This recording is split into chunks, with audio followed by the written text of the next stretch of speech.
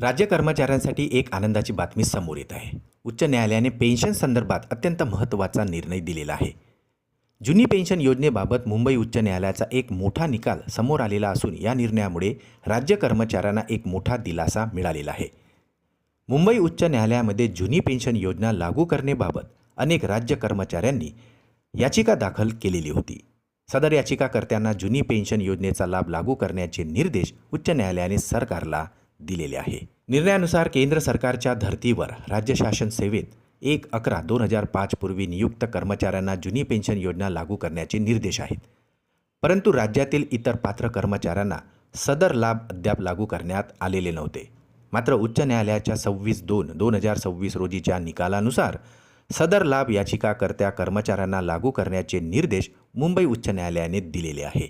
यामुळे आता कर्मचाऱ्यांच्या पेन्शन मिळण्याचा मार्ग मोकळा झालेला आहे.